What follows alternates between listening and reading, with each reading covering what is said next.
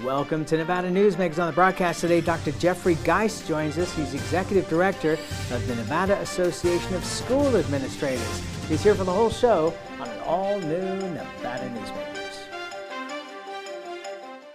Hello, is this D&D Roofing? Yes, it is. How may I help you? You did such a great job on my roof. May I speak to the owner? I am an owner. Oh, can I speak to your supervisor? Sure. How may I help you? I love your work.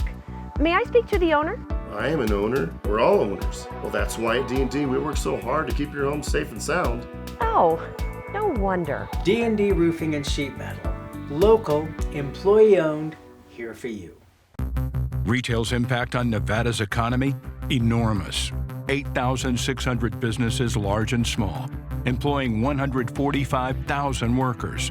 And last fiscal year, retail paid tax on nearly $60 billion in sales.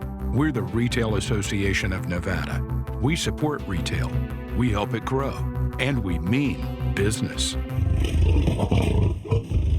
RANNV.org. Take a look at Pro Group Management and see how your workers' comp requirements can be met head-on. By taking a proactive approach, Pro Group can assure that your company is meeting or exceeding state and federal standards. As you move forward in your industry, Pro Group moves with you, simplifying regulatory tasks, clearing the way so you can get the job done and look to your future success. Pro Group Management, workers' comp that works for you. Early in the morning or throughout the night, professional truck drivers are on the job, serving you, safely moving freight that's crucial to our economy. From the oldest industries to our newest innovators, from the exotic to the everyday, trucks are everywhere, moving everything. Never afraid to embrace a future that makes Nevada and our nation stronger. Trucking moves America forward. This is Nevada Newsmakers with host Sam Shad, a no-holds-barred political forum. Now, from the Nevada Newsmakers broadcast headquarters, here is Sam Shad. And back on Nevada Newsmakers, we are always delighted to welcome back to the program Dr. Jeffrey Geihs. He's now Executive Director of the Nevada Association of School Administrators, but for many years a school principal in Las Vegas. And we have a lot of experience together. We do, many, many years, Sam. Pleasure to have you back. Pleasure to be here, thanks. So let's just start out briefly with an explanation of what NASA is. Well, and it's not the space agency. Yeah, it's not the space agency, but our ideas are sky high. So that's my little punchline. Yeah. So first of all, the title of our association is deceptive, because our association is not just for administrators. We offer a litany of workshops and events for teachers, counselors, school psychologists, social workers, every educator, every education type you can imagine.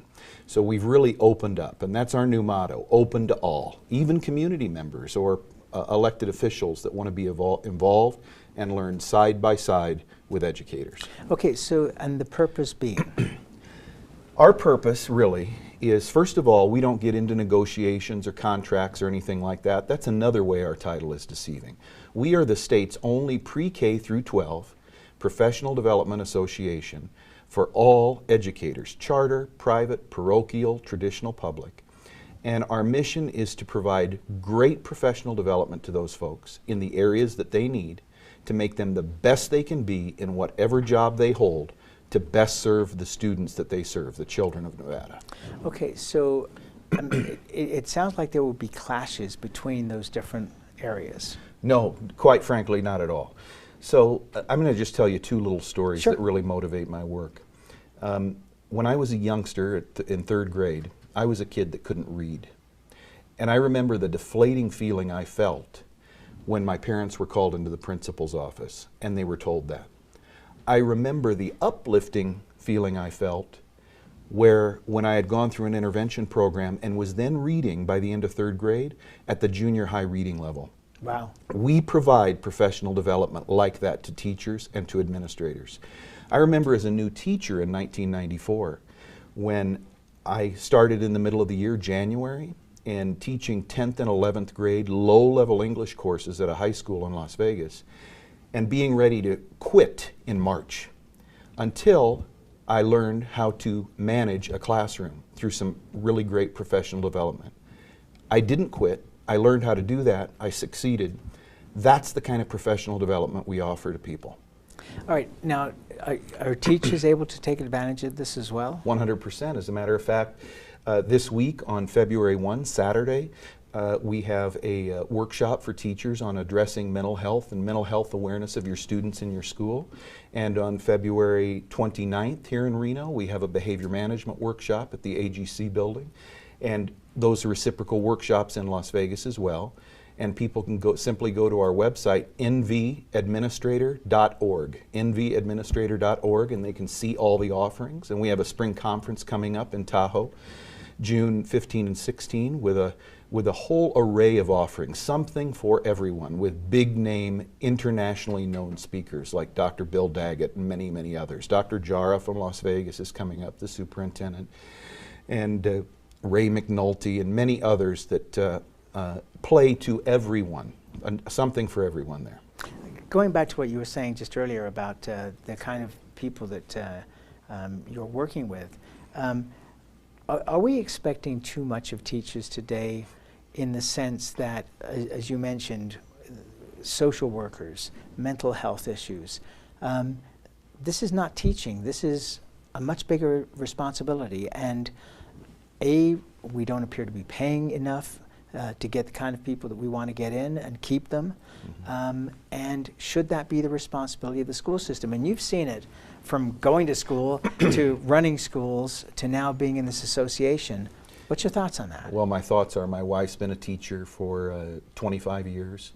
I started off as a teacher.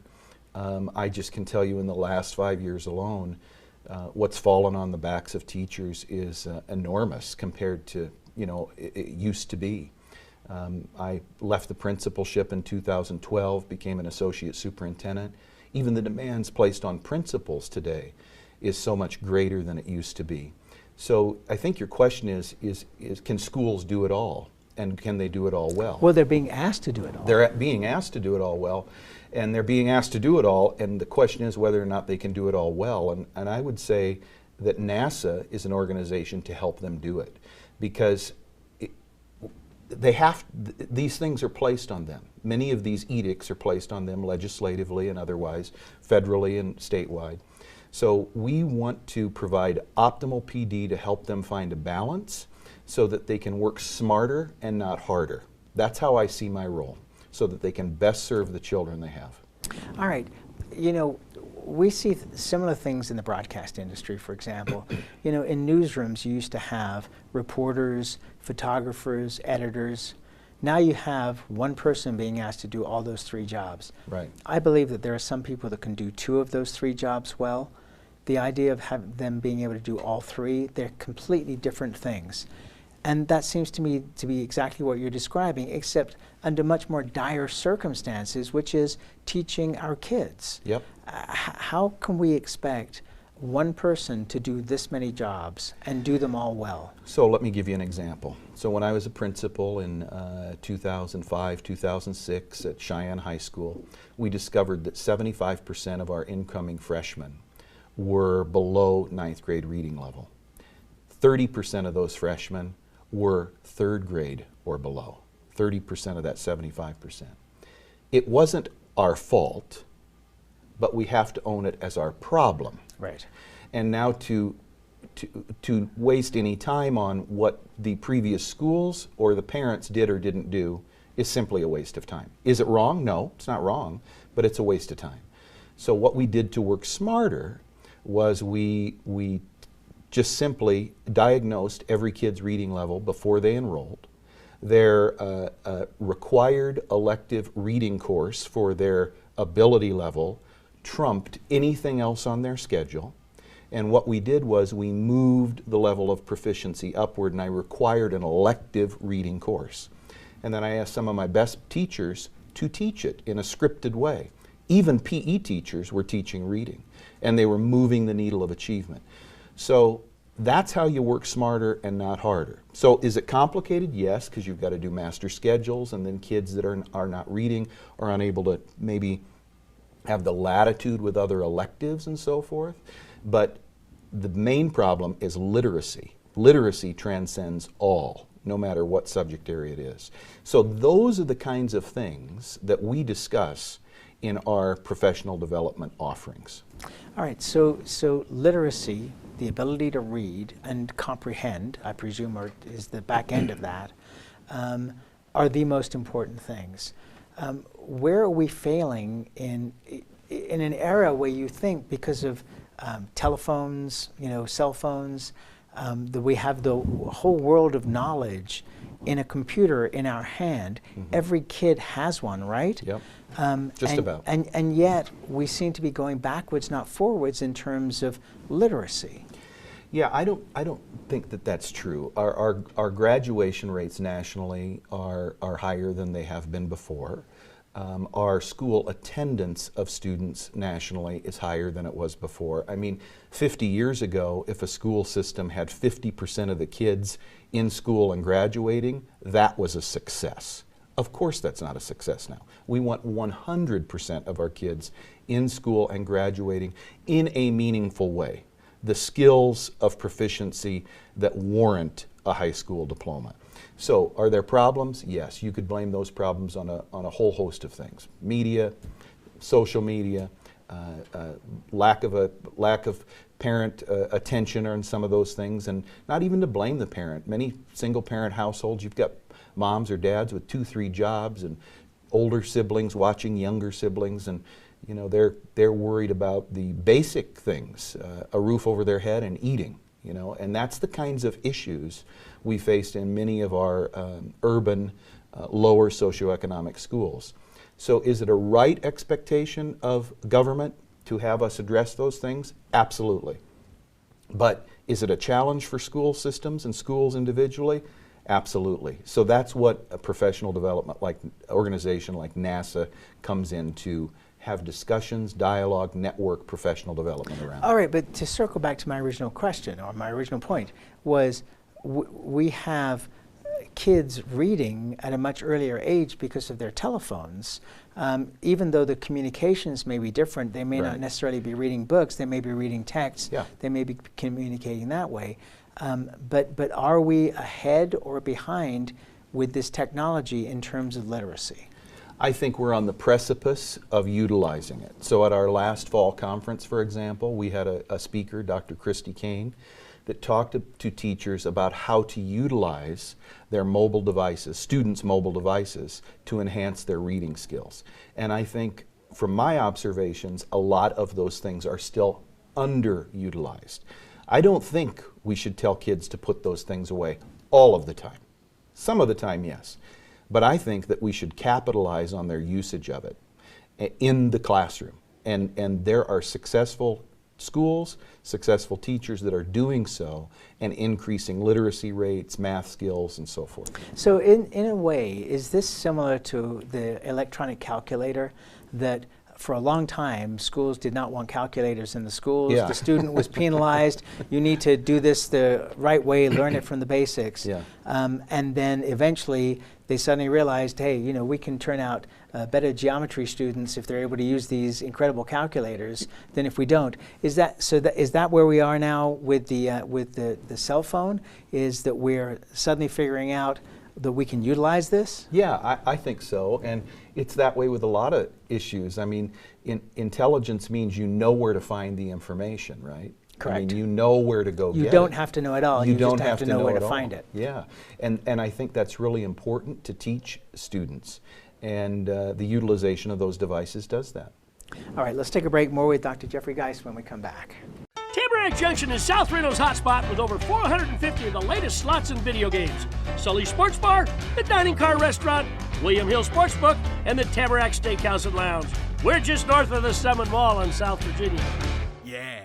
Ahern Rentals began as Signal Gas Station on Las Vegas Boulevard. Founder John Ahern grew the business by offering rentals. His son Don built on John's legacy, growing Ahern Rentals into the largest independently owned American rental company, with 89 locations in 30 states. Don also brought his experience and vision to equipment manufacturing with Extreme Manufacturing and Snorkel. Today, Ahern Rentals continues to bring its family values to a new generation. Learn more at ahern.com. Hi, I'm Eric Robnett, owner of Home Energy Experts.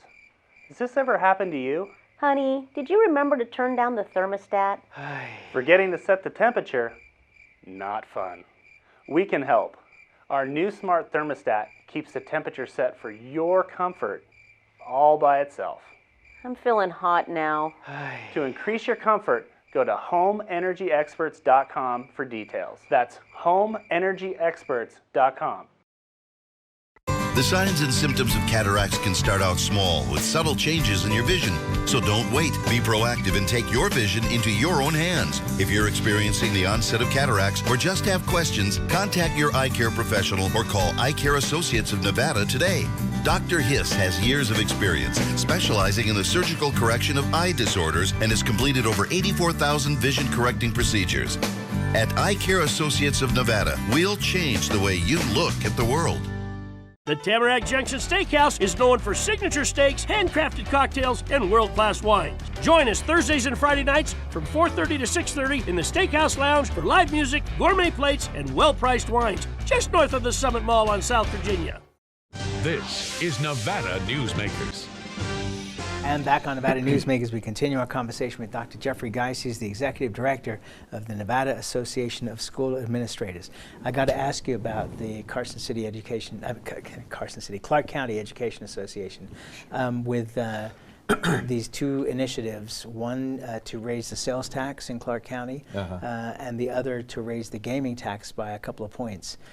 Your thoughts on this and where it's heading and the battle between NSEA and CCEA? Yeah, and again, I'm here as the NASA Executive Director, and we're going to rise But you know above I'm still that fray. gonna But it's okay for you to ask. I'm going to give you my thoughts. Because really, we're the statesman organization, and we want to solicit a lot of members. Anybody can become a member. Anybody in a teacher role, anybody in an administrative role in our organization. But my thoughts are real simple. Teachers are underpaid. People are underpaid. That's the bottom line. We all know teachers deserve more. We've talked about it the whole first segment. I supervised schools before this role for 10 years, and the lowest income schools in the Las Vegas Valley. And I saw teachers who would literally take money out of their pockets and give it to children so that the child could eat. I saw schools where if they would host a spring carnival and have something as simple as hot dogs and cookies, the whole entire family would show up. That might be the only meal, that would be the only meal some of those folks would have all weekend long. So teachers are seriously, I think they are very underpaid. There's not a differentiation in salary for most teachers in systems. In other words, if you're in a low-income school compared to a high-income school, you're getting paid the same. I think the teacher union is, they're doing their job. Their job is to serve their members in whatever ways they can go after it. So I don't want to get a comment specifically on my opinion on those things because I'm representing NASA, but I can tell you that we have a great appreciation for teachers, and we want to make them optimal in their success as they work with kids, and we all agree that they should have a higher salary. And I don't think that there's any real disagreement on that. The number that's been floated around for several years on this program, starting out coming from NSCA, but others have said the same number, is that we needed literally $1 billion more. Do you think the public is ready to put up that kind of money for anything, let alone education? Yeah, I don't know, and I don't know if that kind of number is even feasible in the near future. But you know how things are. You go for the gusto, and maybe you fall somewhere in the middle. I think, though, what the public will see if they invest further in education in the state of Nevada are better results. Because I'm seeing, based on even what we have now, some great results in school communities and school districts around this system. So imagine what we could do if you had additional resources. And I want to make it clear, it's not just about throwing money at a system or a school system. It's not that. It's about investing in certain systems and structures and functions within schoolhouses or school districts. For example? Structures for intervention.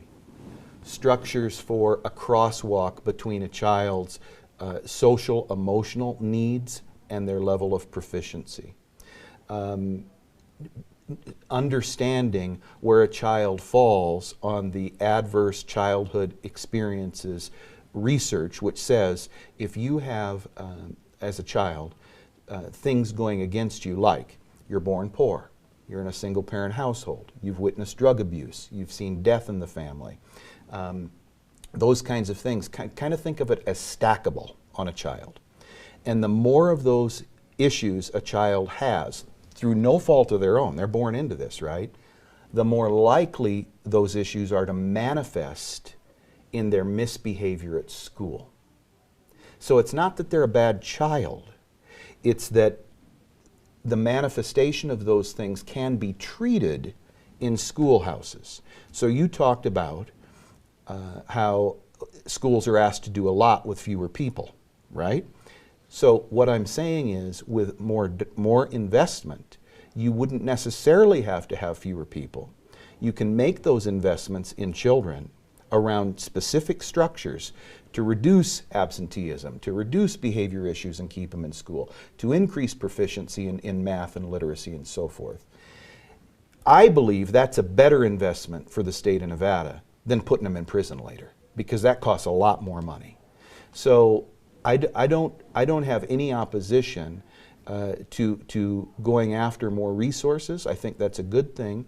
And I know, having worked with and talked with superintendents around this state, they're all about those types of structures, those that I articulated and others. All right, let's take another break and we'll come back with Dr. Geihs after this. Dimitri Prine here for Design Outdoor. At Design Outdoor, we specialize in all hardscapes, pavers, and walls you'll need for everything, from wonderful small yards to full-blown outdoor living. And we only refer the best contractors to make your vision a reality. Our store and backyard are located at 11600 South Virginia, just north of DeMonte Ranch Parkway. Visit designoutdoor.com or call us at 851-9499. I'm men's rights attorney Marilyn York, and because I represent men in all family law matters, women often call me gender traitor, woman hater, and even disgusting. So why represent men and target myself with these offensive monikers? It's simple. Children with fathers in their lives are 6 times less likely to drop out of school, 15 times less likely to go to prison, and 5 times less likely to commit suicide. So ladies, you can hate me, but please love your children more than you hate their fathers. Hi, I'm Dave Newman. Remember me? I used to be the house detective, and now I'm a realtor, full-time at RE/MAX Realty Affiliates. A lot of people ask me, how's the market? You know what? It's fantastic. If you're even kicking around the idea of buying or selling, give me a call. Let's talk about it. Call me at RE/MAX Realty Affiliates and just ask for the guy who used to be the house detective, Dave Newman. The signs and symptoms of cataracts can start out small with subtle changes in your vision. So don't wait. Be proactive and take your vision into your own hands. If you're experiencing the onset of cataracts or just have questions, contact your eye care professional or call Eye Care Associates of Nevada today. Dr. Geihs has years of experience specializing in the surgical correction of eye disorders and has completed over 84,000 vision correcting procedures. At Eye Care Associates of Nevada, we'll change the way you look at the world. This is Nevada Newsmakers. And back on Nevada Newsmakers, we continue our conversation with Dr. Jeffrey Geihs. He's the Executive Director of the Nevada Association of School Administrators. One of the problems, and it just seems to have been going on forever, is that we end up being about 60,000 teachers short in the Clark County School District. Yeah. Is that just a money situation, or is that a lack of people to bring into the profession? I think it's both. I think that many people that we'd like to choose, we would like to have choose the education profession don't, because of the salary. And what you just articulated about the Clark County School District is not a Clark County School District issue alone. It's a national problem in large urban systems. So it's pretty common, unfortunately. Do you think, we're going to see an additional 1 million people in the Las Vegas Valley over the next decade or so?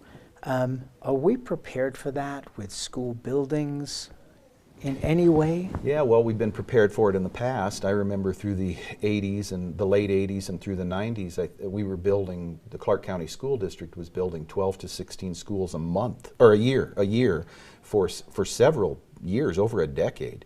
So they had it down to a science to when the principal's chair would be put in his office or her office. So yeah, I think we're prepared for that. I think though that what will really attract businesses to our state, to our community, is the success of our education system.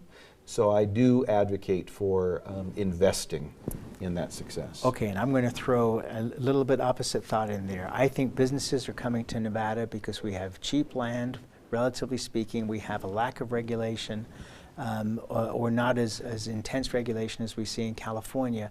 People are coming because Nevada is on fire business-wise, and I think that education is the part we have to pick up after they get here, because any problems with education is not stopping people coming to the Silver State. We have to leave it there. You are always welcome. You know that, sir. Come back anytime. Thank you, Sam. It's a pleasure. And we'll be right back. A bird's eye captures its surroundings at different heights. At Brian Culpa Photography, we can make your imagination soar over buildings, parks, cityscapes, and beyond. Brian's images tell the story and get the job done. If you need a new perspective to tell your story, contact Brian today. Brian Culpa Photography. Experience the bird's eye view at brianculpaphotography.com. Hi, my name's Marilyn Miner, and I'm sure you'd agree that Nevada's a very special place to live. I was born here, and my husband and I have raised our family here. I feel it's a privilege to live and work in the Truckee Meadows. I especially enjoy helping my clients reach their real estate goals. Sometimes the smallest details provide the greatest satisfaction. I'd be complimented to talk to you about your next move. Call Marilyn Miner at Dixon Realty, 742-1280, or log on to marilynminer.com. St. Ives Florist, for every holiday and every special occasion. For romance. Custom home design. We have the largest selection of fresh flowers in northern Nevada. And we also offer a large selection of unique gift items. Come see me, Lori Ann, at St. Ives Florist, 700 South Wells Avenue, or call me at 333-9190. Pro Group Management is the place where companies can find workers' comp solutions that are designed to meet their specific business requirements. As regulations evolve, Pro Group takes a proactive approach to clear the path to make sure your business stays ahead of the curve. Knowing your workers' comp program is optimized, you can focus on other important matters related to your growing business. Pro Group Management, workers' comp that works for you. Watch Nevada Newsmakers on YouTube. You can do that now these days. We'll see you on the next broadcast.